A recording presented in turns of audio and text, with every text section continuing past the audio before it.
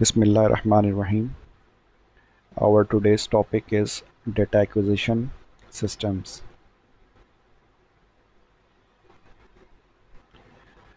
Okay, so first of all, what is data acquisition and what are data acquisition systems? Data acquisition systems are used by most engineers and scientists for laboratory research, industrial control, and test and measurement to input and output data to and from computers. यानी कि जो data acquisition systems होते हैं वो scientist या फिर engineers अपनी laboratory में रिसर्च करते हुए या फिर इंडस्ट्रियल प्रोसेस को कंट्रोल करते हुए इस्तेमाल करते हैं। और इनकी जो आई मीन अटैचमेंट होती है वो in the form of input या आउटपुट विद द कंप्यूटर होती है। यानी कंप्यूटर से आउटपुट दिया जाएगा डैक सिस्टम्स को और फिर वो आगे कहीं ट्रांसमिट करेंगे डेटा किसी को, या फिर कहीं से डेटा लेंगे वो किसी एरिया से और ट्रांसमिट इसको करेंगे, कंप्यूटर को ट्रांसमिट करेंगे ताकि डेटा को अंडरस्टैंड किया जा सके। तो कोई भी टेस्ट या मेजरमेंट होगा तो उसका जो भी इनपुट या आउटपुट होगा, ठीक है, वो कंप्यूटर को दिया जाएगा या फिर उससे लिया जाएगा। ठीक है, तो ये सारे पर्पस होते हैं डेटा एक्विजिशन सिस्टम्स के। Okay, so in order to sense and measure physical variables such as pressure, flow and motion, it is necessary to use transducers. ठीक है, जब भी हम कोई फिजिकल वेरिएबल मेजर करते हैं just like pressure, flow, motion, temperature, okay, या vibration, whatever, जो भी क्या कहते हैं हमारे पास फिजिकल वेरिएबल्स होते हैं, जब हम उनको किसी भी जगह पे मेजर कर रहे होते हैं तो हम ट्रांसड्यूसर्स इस्तेमाल करते हैं, यानी कि सेंसर्स यूज़ करते हैं। तो ये सेंसर क्या करते हैं, ये कन्वर्ट करते हैं उस फिज़िकल वेरिएबल को इलेक्ट्रिकल सिग्नल्स में, और उसको फिर हमें ट्रांसमिट करना होता है उन सिग्नल्स को। या तो डायरेक्टली ट्रांसमिट कर देंगे अगर उन सिग्नल की एम्पलीट्यूड काफ़ी ज़्यादा हाई है, ठीक है, यानी कि रीडेबल अगर होगी या डिटेक्टेबल अगर होगी तो उसको हम डायरेक्टली ट्रांसफ़र कर देंगे या ट्रांसमिट कर देंगे।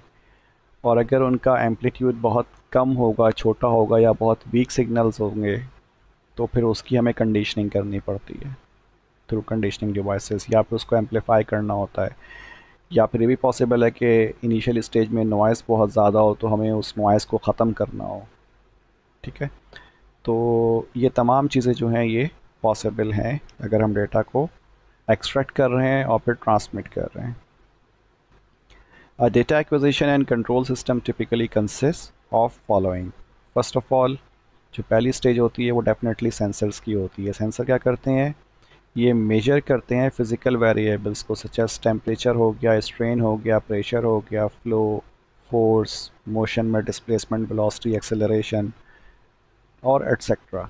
ठीक है, तो ये तमाम चीज़ें जो हैं ये फ़िज़िकल वेरिएबल्स हैं, तो इनको हम डायरेक्टली मेजर नहीं कर सकते। इनको मेजर करने के लिए हमें सेंसर यूज़ करना होता है। वो सेंसर क्या करता है, इसको कन्वर्ट कर देता है इन क्वांटिटीज़ को इसके इक्विवेलेंट इलेक्ट्रिकल वेरिएबल्स में या फिर इलेक्ट्रिकल क्वांटिटी में। तो जिसको हम मेजर करते हैं तो इनडायरेक्टली वो रिप्रेजेंट करता है क्या चीज़, ये वाली फ़िज़िकल क्वांटिटीज़ या फिज़िकल वेरिएबल्स। नेक्स्ट थिंग इसमें होती है signal conditioning. Signal conditioning to convert the sensor outputs into signals readable by the analog input board AD in the PC। ठीक है, तो जो डाटा एक्विजिशन सिस्टम्स होते हैं हमारे पास उसमें एक AD बोर्ड होता है, यानी कि analog to digital converter board होता है। ठीक है, तो उसमें हम इनपुट देते हैं एनालॉग और आउटपुट हमें डिजिटल मिलता है, ताकि वो डिजिटल आउटपुट हम पीसी को दे सकें, ताकि पीसी जो है फिर उस डेटा को एनालाइज करने के लिए इस्तेमाल हो सके या उस डेटा को ऑब्ज़र्व करने के लिए इस्तेमाल कर सकें। ठीक है जी, या उसको रिकॉर्ड करने के लिए डेटा को हम इस्तेमाल कर सकें। तो इस पर्पस के लिए हम एडी इस्तेमाल करते हैं, एडी कन्वर्टर या एडीसी। लेकिन जाहिर सी बात है, जैसे पहले हमने कहा कि जो सेंसर्स होते हैं उनका आउटपुट लाजमी नहीं है कि उसका एम्पलीट्यूड इतना ज़्यादा हो कि जो एडी कन्वर्टर है उसको इनपुट पे हम इसको भेज सकें और एडी कन्वर्टर उसको कन्वर्ट कर सके या सेंस कर सके। तो ऐसी सूरत में हम क्या करते हैं कि जो सेंसर का जो आउटपुट होता है उसको हम फिर एम्पलीफाई करते हैं, यानी कि वीक सिग्नल को हम फिर एम्पलीफाई करते हैं ताकि वो रीडेबल हो जाए किसके लिए, एडी बोर्ड के लिए। ठीक है। अच्छा जी, या फिर अगर उसमें नॉइज़ वगैरह है तो हम नॉइज़ को रिमूव करते हैं। ठीक, तो ये तमाम चीज़ें सिग्नल कंडीशनिंग में इस्तेमाल होती हैं। देन जो अदर पार्ट होता है उसके बाद डेफिनेटली एनालॉग इनपुट या एडी बोर्ड होता है। तो it is use to convert this signals into digital format usable by the PC. ज़ाहिर सी बात है, जो पीसी है वो डिजिटल डेटा ही रीड करता है, एनालॉग तो रीड करता नहीं है। तो इसीलिए हमें एडी कन्वर्टर बीच में यूज़ करना होता है in between the sensor and the PC. ठीक है, ताकि पीसी में हम डेटा को स्टोर भी कर सकें, उसको ऑब्ज़र्व भी कर सकें, एनालाइज भी कर सकें। ठीक है, तो जो भी हमें प्रोसेसिंग करनी होगी डेटा वो डेफिनेटली पीसी में ही होगी। Then of course the last stage is the computer, a computer with the appropriate application software to process, analyze and log the data to disk. ठीक है, such software may also provide a graphical display of the data. ठीक है जी, जैसा कि आप लोगों ने शायद एक्सपेरिमेंट्स में अपने डैक इस्तेमाल किया और डेटा एक्विजिशन सिस्टम्स, जब आपने लैब व्यू इस्तेमाल किया होगा उस वक्त। ठीक है, और अगर नहीं किया तो होपफुली आप लोगों के जो एक्सपेरिमेंट्स होंगे, बिकॉज 9 एक्सपेरिमेंट्स आपके सेंसर बेस्ड थे, तो वो हमने परफॉर्म नहीं करवाया मैंने सिमुलेशन के थ्रू। तो वो मैंने होल्ड किया है ताकि जब यूनिवर्सिटी ओपन हो या हम कोई सेटअप ऐसा करें आप लोगों के लिए कि जिसमें आप वो एक्सपेरिमेंट्स परफॉर्म करोगे, तो उसमें फिर यह डैक वाला भी एक्सपेरिमेंट होगा। Okay, an output interface and it is to provide an appropriate process control response. ठीक है, और ज़ाहिर सी बात है इन डेटा को हमें सिर्फ एनालाइज करना नहीं होता है, एनालिसिस के बाद जो नतीजा निकलता है उसके थ्रू फिर हम कंट्रोल भी कर रहे होते हैं। यानी कि जो पीसी ने डेटा को एनालाइज किया तो एक पर्टिकुलर डेटा की वैल्यू के ऊपर मुमकिन है वो कोई ट्रिगर जनरेट करे या कोई प्रोसेस स्टार्ट करवा दे या किसी प्रोसेस को स्टॉप कर दे, तो इसको हम कंट्रोलिंग के लिए भी इस्तेमाल करते हैं। ठीक है, कंट्रोल रिस्पॉन्सेस के लिए भी। जो मेजरिंग क्वांटिटीज़ यूजुअली इस्तेमाल होती हैं डाटा एक्विजिशन सिस्टम के लिए, इनपुट के लिए, वो टेम्परेचर होता है, प्रेशर होता है, force, humidity, light intensity, position, radio activity, acceleration attitude और magnetic field strength, electric field strength, chemical composition. So these are some quantities, measuring quantities. Okay, possible transducer outputs. जो transducers हम होते हैं हमारे पास या जो सेंसर्स होते हैं हमारे पास, उनके आउटपुट्स किन किन फॉर्म में होते हैं, या वो चीज़ जो कि वेरी कर रही होती है उनमें because of the change in the physical parameter. ठीक है, तो वो कौन कौन सी चीज़ें पॉसिबल होती हैं उसमें, ज़ाहिर सी बात है रेजिस्टेंस पॉसिबल है कि चेंज हो जाए। ठीक है, जैसे आरटीडी वगैरह होता है तो उसमें रेजिस्टेंस ही तो चेंज हो रही होती है with respect to the change in temperature. Voltage भी चेंज हो सकता है, करंट भी चेंज हो सकता है उन ट्रांसड्यूसर्स में। ठीक है, या उनकी जो पल्स फ्रीक्वेंसी है वो चेंज हो सकती है, पल्स की विड्थ चेंज हो सकती है। So these are the possible outputs of transducers. यहाँ एग्जांपल्स गिवन हैं, कन्वर्ट टेम्परेचर टू रेजिस्टेंस, इसके लिए हम इस्तेमाल करते हैं थर्मिस्टर, आरटीडी यानी कि resistance temperature device. Then thermistors have negative temperature coefficient, RTD as positive temperature coefficient। ठीक है, तो ये जो हैं सारे पैसिव हैं, ये पैसिव सेंसर्स हैं। दैन ये थर्मोकपल है, ये सी बैक इफ़ेक्ट इस्तेमाल करता है जो प्रिंसिपल आप लोगों ने पढ़ा था। ठीक है, तो ये एक्टिव होता है, एक्टिव ट्रांसड्यूसर होता है। उसी तरह सेमी कंडक्टर जंक्शन डिवाइस, ठीक है, ये भी हम इस्तेमाल करते हैं। ये लाइट सेंसिंग के लिए भी इस्तेमाल होता है, टेम्परेचर सेंसिंग के लिए भी इस्तेमाल होता है, प्रेशर सेंसिंग के लिए भी इस्तेमाल होता है। सो काफ़ी सारी चीज़ों में हम सेमी कंडक्टर इस्तेमाल करते हैं। ओके, तो इसमें जो चेंजिंग होती है वो टेम्परेचर से आमतौर पे करंट में वेरिएशन आ रही होती है। ठीक, इसी तरह जो थर्मोकपल है उसमें टेम्परेचर से वोल्टेज में चेंजिंग होती है। ठीक है, तो ये बस जो वेरिएशंस हैं because of the change in the input variable या फिजिकल वेरिएबल, वो जस्ट एग्जांपल के तौर पे यहाँ पर दिखाया हुआ है। ठीक है, this is the flow diagram for the data acquisition system. सबसे पहले हमारे पास इनिशियली फिजिकल सिस्टम होता है एक। ठीक है, और इस फिजिकल सिस्टम के साथ हम अटैच करते हैं क्या चीज़, ट्रांसड्यूसर सेंसर।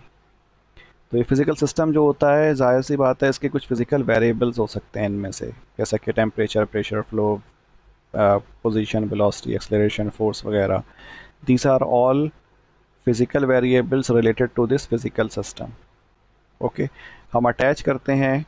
जाहिर सी बात है ये सिग्नल दिखाया हुआ है, जस्ट एग्जाम्पल है कि फिजिकल सिस्टम किसी ना किसी सिग्नल को जनरेट करेगा या फिर सिग्नल प्रोवाइड करेगा। ठीक है, कोई फंक्शन होगा डेफिनेटली उसका।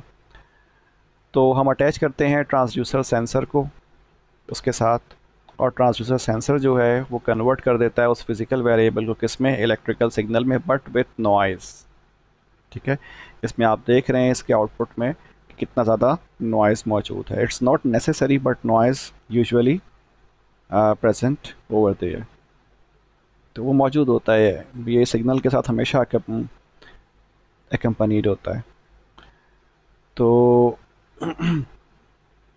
जो आउटपुट होता है सेंसर का हमारे पास, ट्रांसड्यूसर सेंसर का, ठीक है, तो चूंकि उसका एम्पलीट्यूड हाई नहीं होगा, यानी कि वो बहुत वीक होगा या फिर उसमें नॉइज़ मौजूद होगा, तो हम क्या करते हैं, हम सिग्नल कंडीशनिंग परफॉर्म करते हैं। इसमें फ़िल्ट्रेशन होती है और एम्पलीफिकेशन होती है। फ़िल्ट्रेशन से मुराद क्या है कि हम नॉइज़ को रिमूव कर देते हैं या अपना जो बैंडविड्थ ऑफ इंटरेस्टेड जो सिग्नल की रेंज है, ठीक है, जो फोकस बैंडविड्थ है सिग्नल की, हम वो एक्सट्रैक्ट कर लेते हैं सिर्फ, तो वो फिल्ट्रेशन कहलाती है। और डेफिनेटली अगर उसके एम्पलीट्यूड को अगर हम बढ़ा रहे हैं या सिग्नल को हम स्ट्रॉन्ग कर रहे हैं या स्ट्रेंथन कर रहे हैं, तो फिर हम उसकी एम्पलीफिकेशन भी परफॉर्म करते हैं साथ में। So both these things are a part of signal conditioning, filtration and amplification. Okay, तो हमें कभी ज़रूरत पड़ती भी है फ़िल्ट्रेशन की, कभी नहीं भी पड़ती, सिर्फ एम्पलीफिकेशन चाहिए होती है। या फिर हमें कभी कभार एम्पलीफिकेशन की रिक्वायरमेंट नहीं होती, हमें फ़िल्ट्रेशन चाहिए होता है, बिकॉज सिग्नल की स्ट्रेंथ तो काफ़ी ज़्यादा होगी लेकिन उसमें नॉइस ज़्यादा शामिल होगा, तो हम सिर्फ नॉइस को रिमूव कर देते। तो it depends upon the condition या सिचुएशन। ठीक है, it varies from situation to situation. Okay, तो ये काम करने के बाद जब सिग्नल हमारा रीडेबल हो जाता है, ठीक है, तो किसके लिए, एडी कन्वर्टर इसको रीड कर सके, यानी कि एम्पलीट्यूड काफ़ी हो, इसमें नॉइसेस मौजूद ना हो, तो हम इसको इनपुट दे देते हैं किसके लिए, एडी कन्वर्टर के इनपुट के ऊपर। ये क्या करता है, ये बेसिकली वही क्वांटाइजेशन वगैरह करता है, डिजिटाइजेशन करता है और फिर इसको एनालॉग से डिजिटल में कन्वर्ट कर देता है। ठीक है, यानी कि सैम्पलिंग वगैरह करने के बाद, क्वांटाइजेशन वगैरह करने के बाद ये हमें डिजिटल आउटपुट प्रोवाइड करेगा। और उसकी रीज़न क्या है कि हमें जो डेटा था उसको इनपुट किस में देना होता है, कंप्यूटर में देना होता है, ताकि डेटा को हम एनालाइज कर सकें।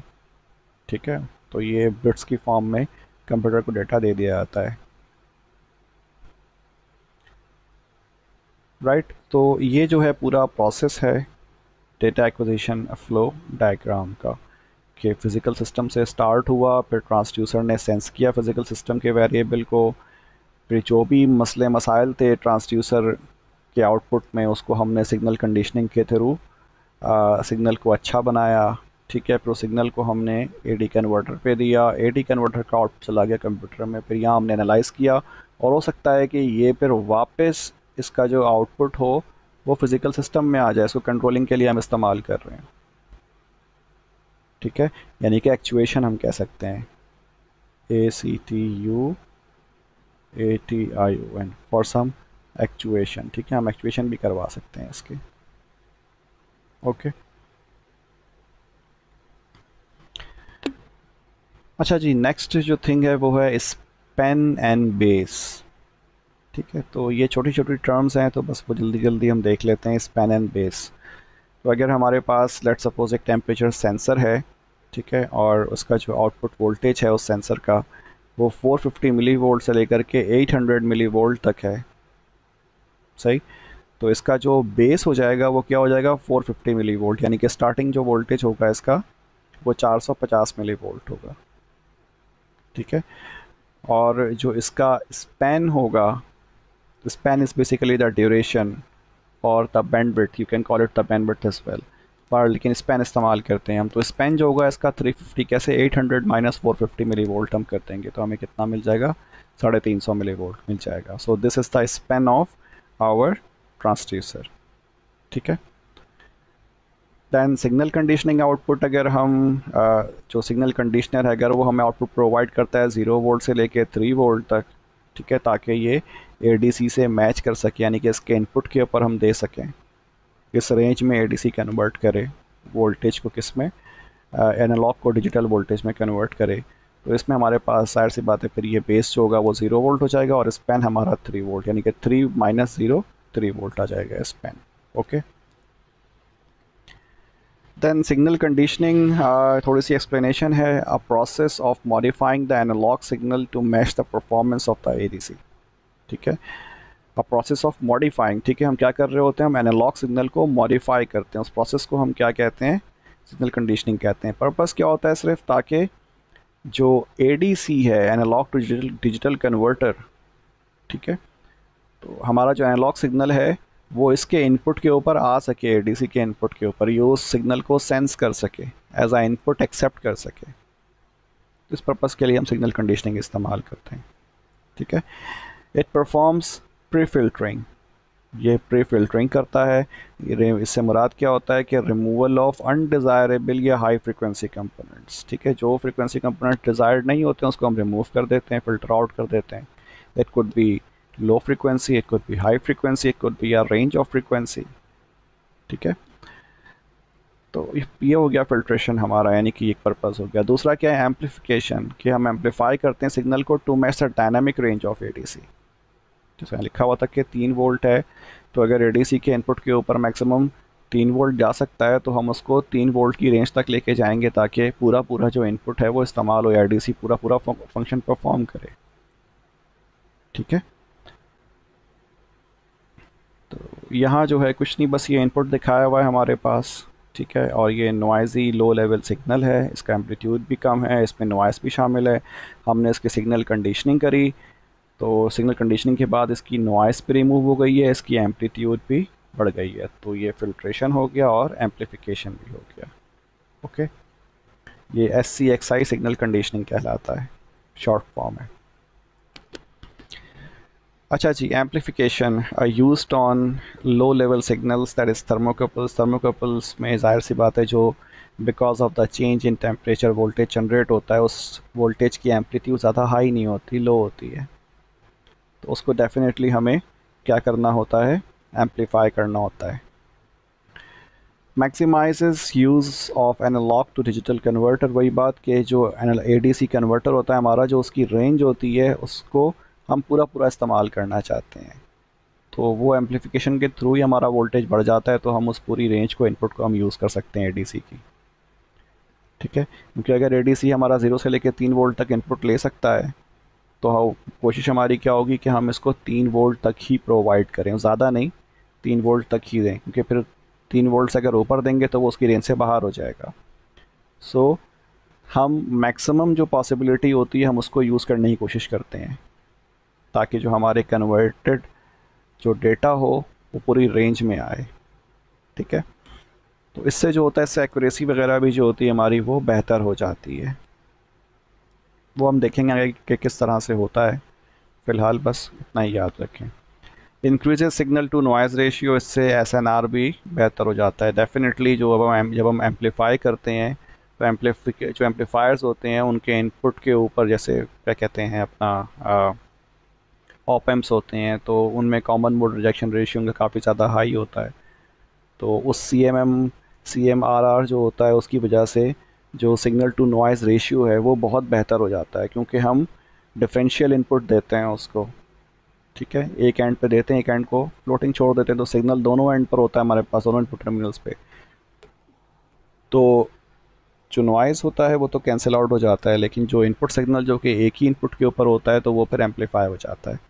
तो एक पर्पस ये भी होता है एम्पलीफिकेशन का कि हम नॉइज़ को रिमूव कर सकें by utilising the CMRR property of op amps, ठीक है, या फिर एम्पलीफायर्स की। Next thing is resolution. Resolution जो है number of bits ADC uses to represent a signal, ठीक है, यानी कि किसी भी सिग्नल को, एनालॉग सिग्नल को ADC कितने बिट्स में कन्वर्ट कर सकता है, यानी कि जो ADC है हमारा वो कितने बिट का है, 3 बिट का है, ठीक है, 4 बिट का है, 5 बिट का है, कितने बिट्स का है। तो जितने नंबर ऑफ बिट्स हम बढ़ाएंगे उतनी रिजोल्यूशन क्या हो जाएगी, उसकी बढ़ जाएगी। Resolution determines how many different voltage changes can be measured, ठीक है, जितने नंबर ऑफ बिट ज़्यादा होंगे उतने ही स्टेट्स हम रिप्रेजेंट कर सकते हैं, या उतने ही चेंज इन वोल्टेजेस को हम डिजिटल फॉर्म में रिप्रेजेंट कर सकते हैं, ठीक है।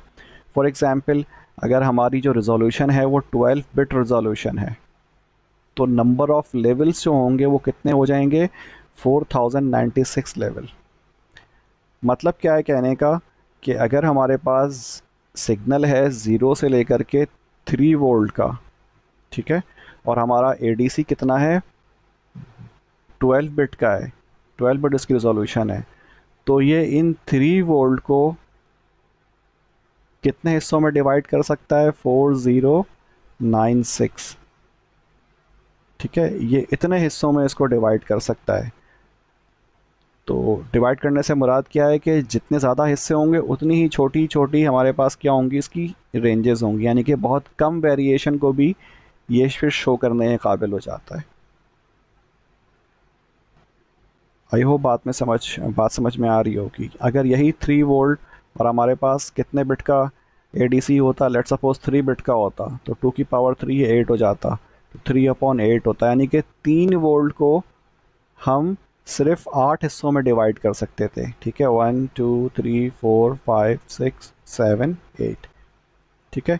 तो 3 वोल्ट को हम 8 हिस्सों में डिवाइड करते हैं, यानी कि 0 से स्टार्ट हुआ, उसके बाद फिर ये 0.25, फिर 0.5, इस तरह से हम इसको 8 हिस्सों में डिवाइड करके 3 तक लेके आ सकते थे। लेकिन यही चीज़ अगर हमारे पास 12 बिट रेजोल्यूशन वाली होगी, तो ये जो आप यानी कि वैल्यूज़ देख रहे हैं, इंडिविजुअल वैल्यूज़, ये फिर बहुत बढ़ जाती, कितनी हो जाती, इनका स्टेप छोटा हो जाता, ठीक है। We could represent many many intervals in between 0 to 3 volt, और वो कितने हो सकते थे, 4096, ठीक है, this one, these many levels, okay. तो ये जो है 0.25 वोल्ट लेट सपोज है, तो दोनों के बीच में फ़र्क कितना है, 0.25 का ही फ़र्क है।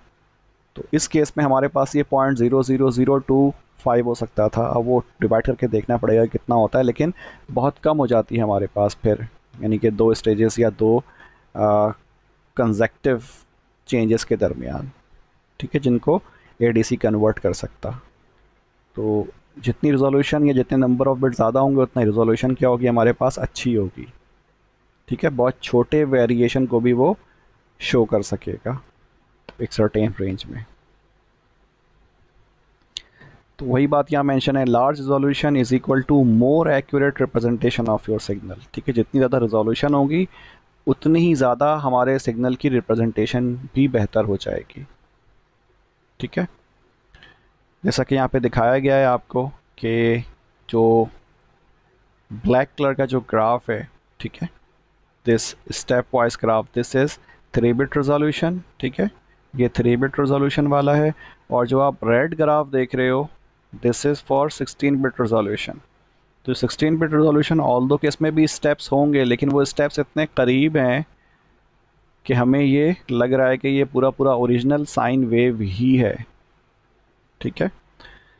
तो नंबर ऑफ़ बिट्स बढ़ा देने से क्या होता है, जो रिजोल्यूशन बेहतर हो जाती है, और जो हमारा सिग्नल जो कि डिजिटल भी होगा लेकिन हमें ओरिजिनल लगेगा एनालॉग की तरह, ठीक है, रिप्रेजेंटेशन बेहतर हो जाती है।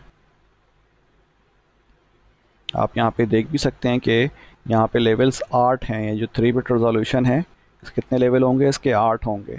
ठीक है, यहाँ से स्टार्ट करें, देखें ये ब्लैक सिग्नल यहाँ से आ रहा है, तो ये 1 2 3 4 5 6 7 8, ठीक है, 111 तक 00 से ये स्टार्ट हुआ है।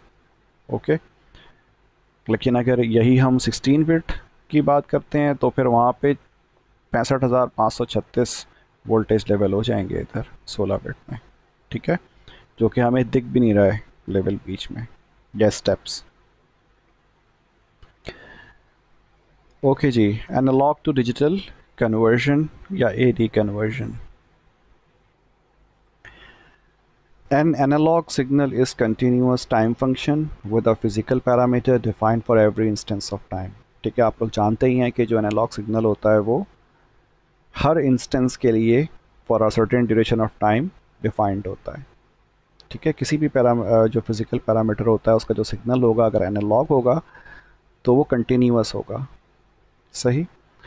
The signal must be converted into a discrete time signal so that it can be used by the computer to depict the original signal। Okay, after signal conditioning the sensor signal is passed to the analog input of AD board। ठीक है, ये हम पहले discuss कर चुके हैं। The AD board converts the conditioned analog voltage or current signal into a digital format which is readable by the PC। ठीक है जी। AD conversion is a ratio operation and involves sample hold, quantization and coding। तो ये AD converter जो है वो ये चीज़ें इस्तेमाल करता है कन्वर्जन के लिए एनालॉग से डिजिटल में, या आपने DLD वगैरह में पढ़ा होगा ऑलरेडी। ठीक है, AD कन्वर्टर्स, तो यहाँ पे जाहिर सी बात है फिर हम रिपीट नहीं करेंगे उन चीज़ों को। To optimise measurement accuracy there is a minimum and maximum number of data points that need to be acquired. ठीक है, जो मेजरमेंट एक्यूरेसी अगर हम चाहते हैं कि उसको ऑप्टिमाइज़ करें तो एक मिनिमम और maximum number of data points होंगे जो कि हमें रिक्वायर होंगे। ठीक है, हमें हासिल करना होगा जितना एक्यूरेसी हम चाहते हैं, तो जो एडी कन्वर्टर होगा वो जो सैम्पलिंग करेगा, ठीक है, या जो सैम्पल्स हमें चाहिए होंगे उसकी एक मिनिमम या मैक्सिमम, मिनिमम और मैक्सिमम हमें क्या कहते हैं डेटा पॉइंट्स रिक्वायर होंगे, यानी कि हम सैम्पलिंग कितनी ज़्यादा रेट पे कर रहे होंगे या कितने कम रेट पे करेंगे। तो जो रेट ऑफ सैम्पलिंग है that will be bounded by some minimum and maximum value. Okay, AD boards often incorporate some of the capabilities shown below and that is high speed data transfer to the PC। ठीक है, AD board से जो data acquisition boards होते हैं तो उनके जो हैं कुछ कैपेबिलिटीज़ क्या होती हैं कि ये हाई स्पीड डेटा ट्रांसफ़र करते हैं किसको, पीसी को। Noise and anti aliasing filtering भी कर रहे होते हैं ये एलियासिंग वगैरह हम आगे देखेंगे। ठीक है, नॉइज़ का आप लोगों को पता है already.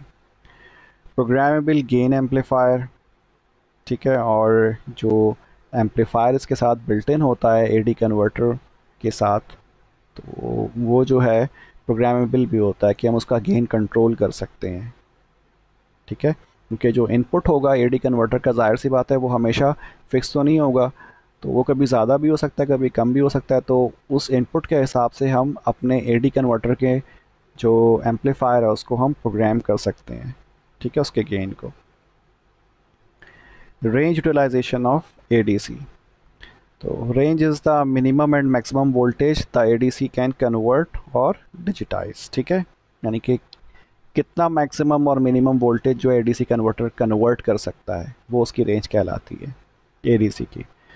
The device range should be matched और higher to the analog input signal to best take the advantage of device. जाहिर सी बात है कि जो एडीसी का जो इनपुट होगा उस इनपुट की रेंज को देखते हुए ही हम क्या करेंगे, अपने इनपुट सिग्नल की रेंज को सेट करेंगे।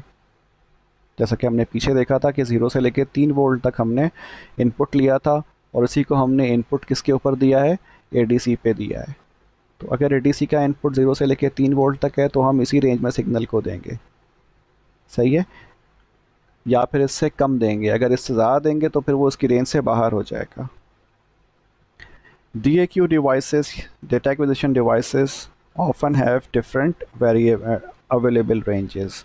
ठीक है, तो इसकी जो रेंजेस होती हैं, जिस रेंज को ये रीड कर सकता है या डेटा को एक्सट्रैक्ट कर सकता है एनालॉग फॉर्म में, ठीक है, एनालॉग से कन्वर्ट कर सकता है डिजिटल में और फिर आगे प्रोवाइड कर सकता है किसको, कंप्यूटर को, तो वो मल्टीपल रेंजेस होती है। उसमें से जो मोस्ट कॉमन होता है वो 0 से लेके 10 वोल्ट का डेटा ले सकता है, या तो ये -5 से 5 वोल्ट का डेटा ले सकता है, या फिर -10 से 10 वोल्ट का डेटा ले सकता है।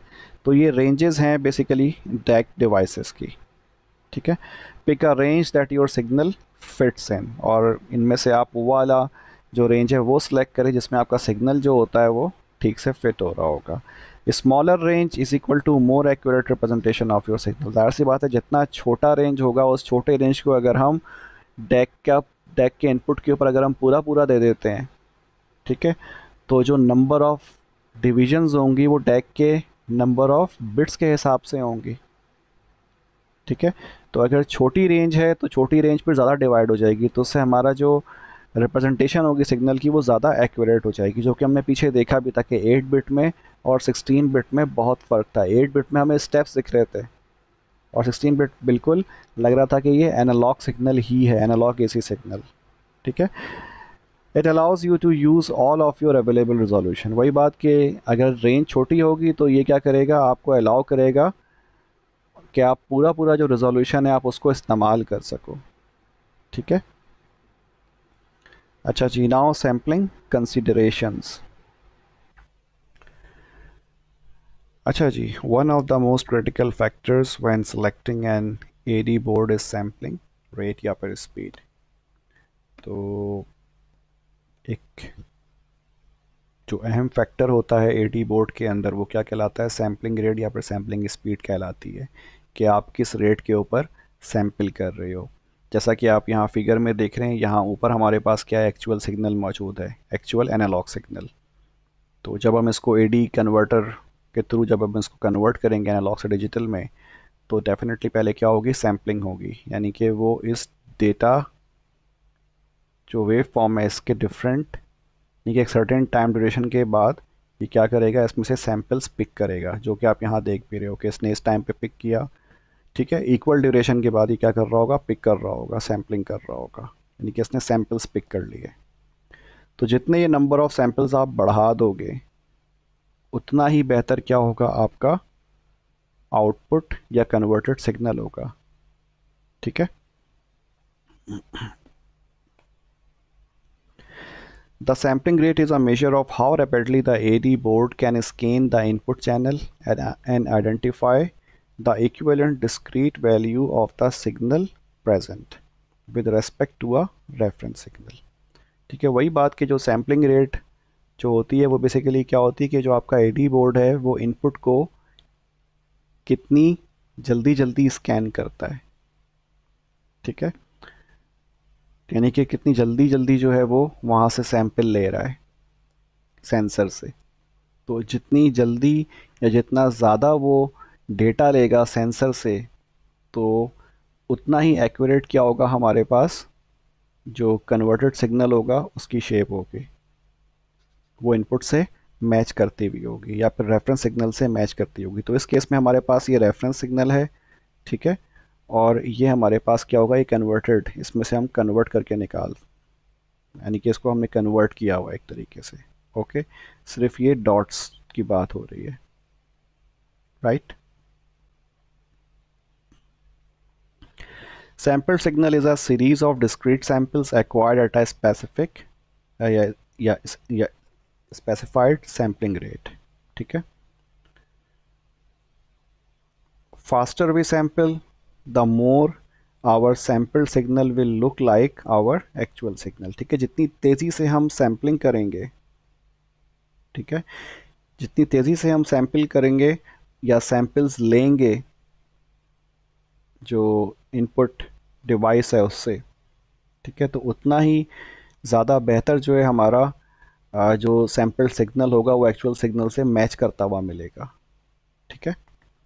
If not sampled fast enough a problem known as aliasing will occur।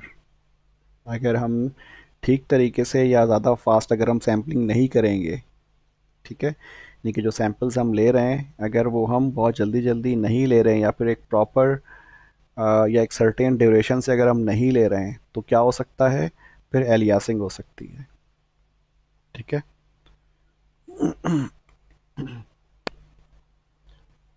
तो यहाँ पे आप देख रहे हैं दो सिग्नल्स हैं, एक एडिक्वेटली सैम्पल्ड सिग्नल है और एक एलियास्ड सिग्नल है। ठीक है। तो आप देख रहे हैं कि यहाँ पर जो सैम्पलिंग हुई हुई है वो बहुत जल्दी जल्दी हुई है, डॉट्स जो हैं ये सैम्पल्स रिप्रेजेंट कर रहे हैं। ठीक है। और इसके पीछे क्या है, ये कंटिन्यूस जो आप लाइन देख रहे हैं ये एक्चुअल सिग्नल है, दिस इज एक्चुअल सिग्नल। इसके ऊपर जो डॉट्स आप देख रहे हैं दीज आर सैम्पल्ड सिग्नल्स। ठीक है, हमारे सैम्पल्स हैं ये।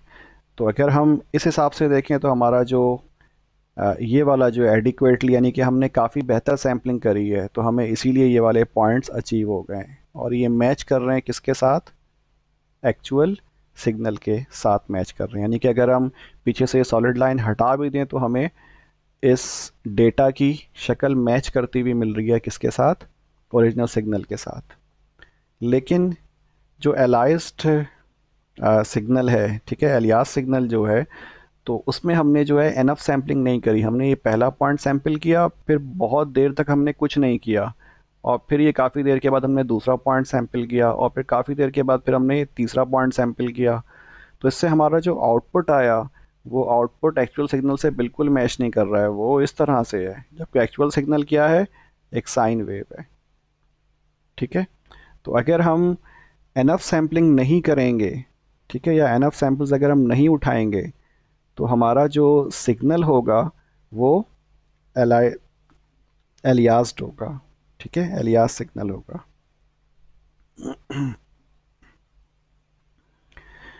यहाँ उसी चीज़ को थोड़ा सा मज़ीद फर्दर एलेबोरेट किया हुआ है, ठीक है, थ्रू ग्राफिकल रिप्रेजेंटेशन, कि यहाँ पर आप देख रहे हैं कि ये हमारे पास एनालॉग वेव फॉर्म है। ठीक है। और इस एनालॉग वेव फॉर्म की जो सैम्पलिंग हुई है वो तीन तरह से हुई है। एक 4 सैम्पल्स पर साइकिल लिया गया है, 8 सैम्पल पर साइकिल लिया गया है, और 16 सैम्पल पर साइकिल लिया गया है। ठीक है। तो आप देख रहे हैं यहाँ पे कि एक साइकिल में जो है 4 सैम्पल है। ठीक है, 1 2 3 4। तो ये 4 सैम्पल हैं इसमें एक साइकिल में, जबकि यहाँ पर कितने हैं, 8 सैम्पल हैं, 1 2 3 4 5 6 7 8। ठीक है। और फिर यहाँ पर 16 सैंपल हैं, तो जाहिर सी बात है यहाँ तो दिख भी नहीं रहा है कुछ ख़ास, लेकिन इसकी शक्ल बिल्कुल मैच करती हुई है किसके साथ, इसके साथ। यहाँ थोड़ी बहुत मैचिंग है, लेकिन यहाँ पर क्या है, यहाँ पे इतनी ज़्यादा मैचिंग नहीं है।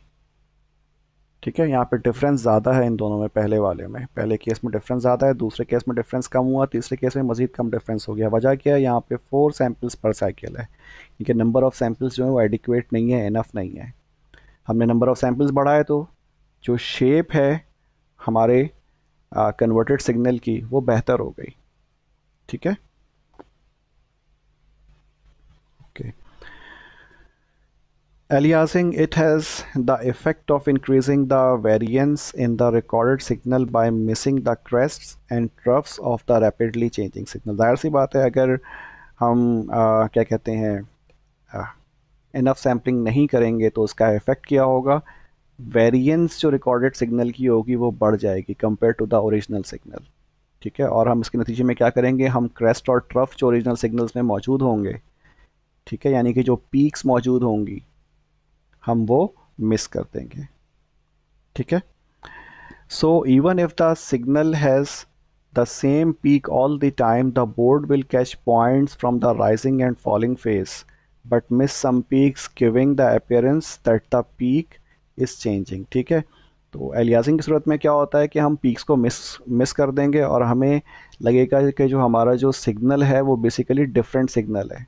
अगर हम 10 दफ़ा सैम्पलिंग करेंगे तो because of low sampling rate हमें हर दफ़ा कुछ नई शेप मिल रही होगी, कुछ नई शक्ल मिल रही होगी अपने आउटपुट सिग्नल की। वजह क्या होगी, सिर्फ कि हमने जो नंबर ऑफ सैम्पल्स हैं या जो स्पीड ऑफ सैम्पलिंग है वो हमने लो रखी हुई है। If you are not measuring a regularly repeating signal then you won't see such a dramatic aliasing phenomena. और डेफिनेटली अगर एक रिपीटिंग सिग्नल नहीं है तो फिर हम ऑब्जर्व ही नहीं करेंगे, बिकॉज हमारा इनपुट हर दफ़ा नया होगा तो हमें अंदाज़ा नहीं होगा कि एलियासिंग हो रही है कि नहीं हो रही है। लेकिन अगर हमारा इनपुट हर दफ़ा सेम है या रिपीटेड सिग्नल है, बार बार एक ही सिग्नल रिपीट हो रहा है, तो फिर हमें पता चलेगा अच्छा जी ये जो आउटपुट है हमारा ये बार बार वेरी कर रहा है, कभी किसी शेप में आ रहा है कभी किसी शेप में आ रहा है। ठीक है, तो ऐसी सूरत में फिर हमें अंदाज़ा हो जाएगा कि हमारा जो सैम्पलिंग रेट है वो ठीक नहीं है। ठीक है, इसको हमें इंक्रीज़ करना होगा, because we will get different peaks. हम कभी मिस करेंगे, कभी आधी पीक हमें मिलेगी, कभी फुल मिल जाएगी, कभी बिल्कुल ही पीक गायब हो जाएगी, हालांकि हमारा जो इनपुट सिग्नल था वो सेम ही हिसाब से या सेम रेट से बार बार रिपीट हो रहा था। ठीक है, तो ऐसी सूरत में हमें मालूम हो सकता है। Instead, you will see that if you measure more than once, the response will vary in size a lot. ठीक है, जाहिर सी बात है वो जो साइज़ होगा उसमें भी काफ़ी ज़्यादा वेरिएशन आ जाएगी। ठीक है, अगर आप मल्टीपल बार उसको रिपीट करेंगे।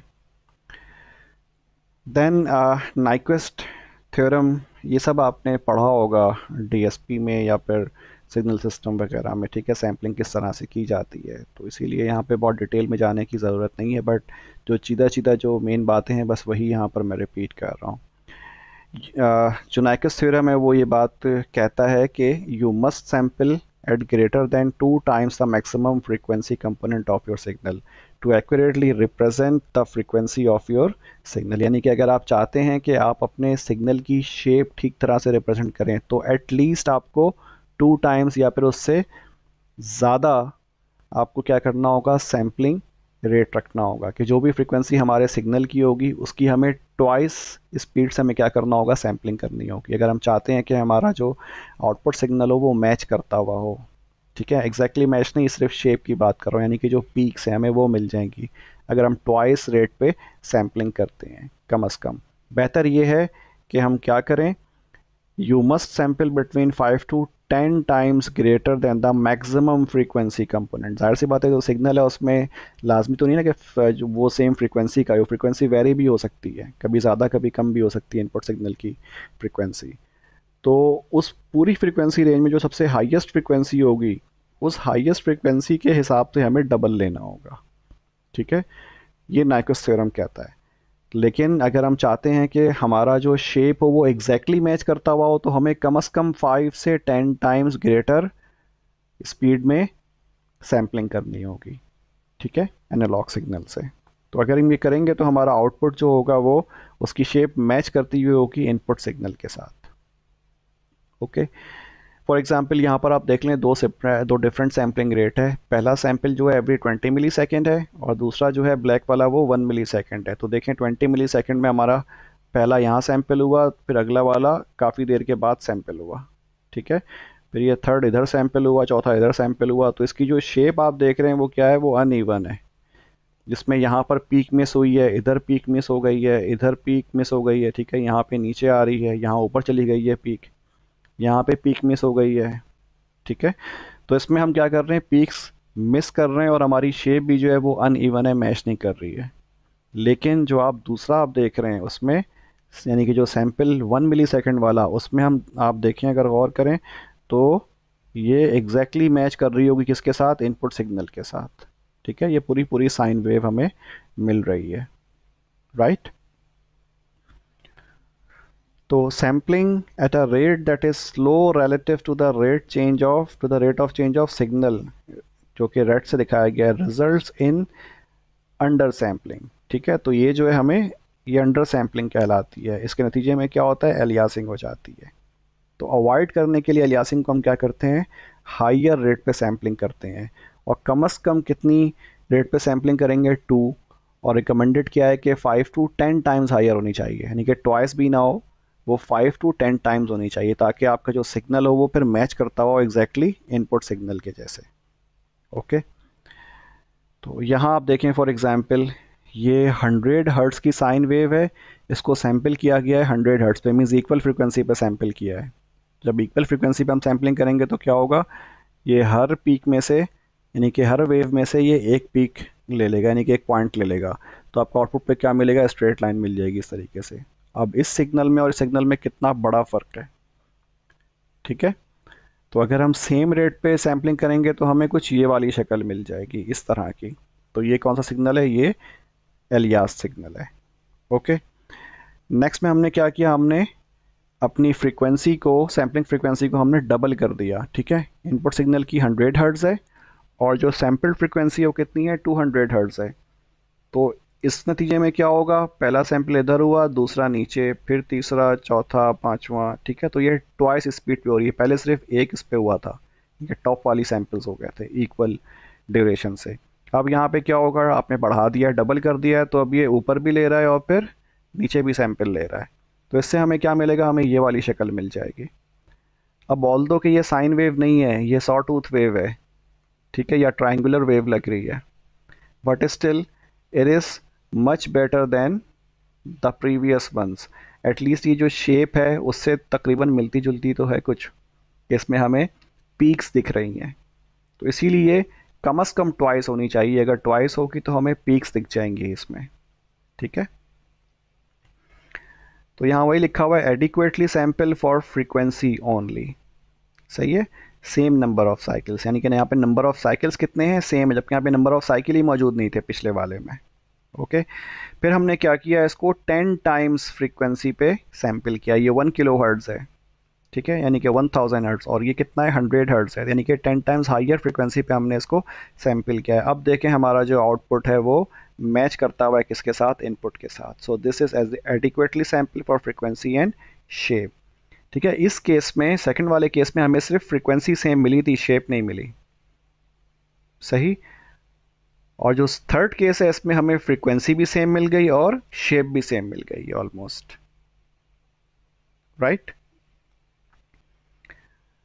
अच्छा जी, वही चीज़ जो है यहाँ पर भी दोबारा रिपीट किया हुआ है। तो खैर, मैं बस ऐसे ही बता देता हूँ कि ये हमारा 2 मिली सेकेंड यानी कि 500 हर्ट्ज़ पे सैम्पल किया हुआ है, ये 1 किलो हर्ट्ज़ पे किया हुआ है और ये 10 किलो हर्ट्ज़ पे किया हुआ है। तो आप देखें 10 किलो हर्ट्ज़ पे हमें एग्जैक्टली साइन वेव मिल रही है।